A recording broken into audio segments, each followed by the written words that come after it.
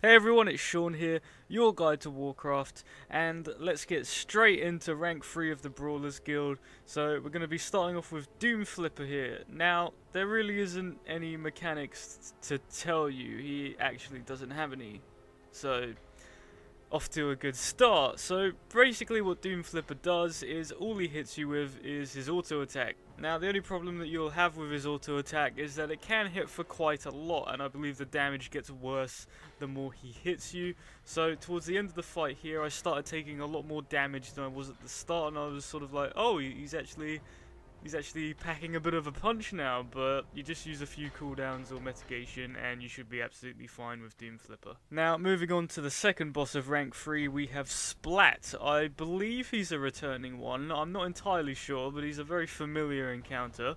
And you can tell it's not one I've done in a while, because I actually did the fight completely wrong here. Now, what Splat does is that he sort of duplicates himself into loads of other blobs, but don't let that deceive you, because you want to be focusing on the original Splat you started the encounter with, so try to avoid using too much AoE and just focus down the main one. I marked mine with a skull, because in the encounter before this, I tab targeted to check if the others had a little bit of HP, and then I lost my original Splat and it was a quick defeat for me.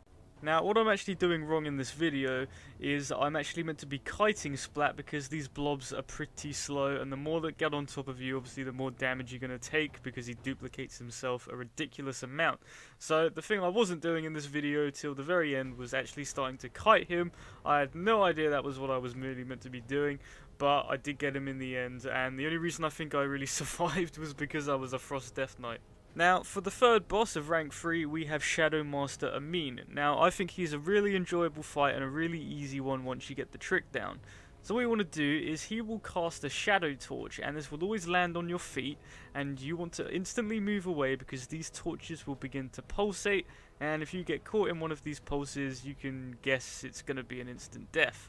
So the way I did this is that you just want to use your space as conveniently as possible. Obviously you don't want to get too close to the pulse at risk of death, but you don't want to put the torches too far away, because you basically need as much space as you're going to get depending on how much damage you can do in the time given. And as long as you get that trick down, this fight is pretty easy. I did see a few people, obviously a lot of queue time for this, a lot of spectating. I see a lot of people who got a bit too comfortable in doing damage and they wouldn't notice the shadow torch, or would move out a bit too late and get caught in the pulse. So always keep on your toes, don't get too comfortable DPSing him. And you can see that I've already now filled up half the room, so now I was sort of like, right, that's half my space, let's move into the other half.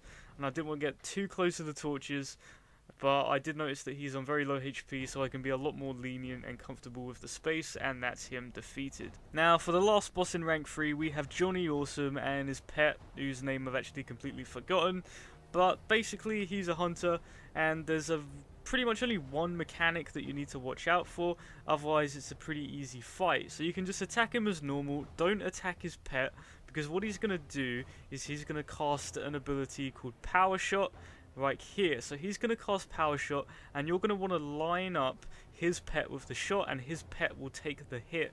Now once his pet takes the hit, he will be casting a very slow Revive Pet, and while he's casting Revive Pet, you do about 50%, I believe it is, increased damage to him. So save all your cooldowns and pop a complete burst on him once he's casting Revive Pet. You can see how low he is now, and I sadly didn't have the damage to take him out in just like one phase. Reminds me a lot of like the Heart from Emerald Nightmare, so you just want to wait till he does it again, line up the shot again, and then you can just sort of finish him off with another burst, and that's pretty much it. So here he is again, Power Shot, takes down his own pet again like an absolute fool, and then you just go in and get the killing blow, and that's pretty much it. So that's it for rank 3 of the Brawlers Guild. Be sure to subscribe for some more guides, and I will see you in the next one.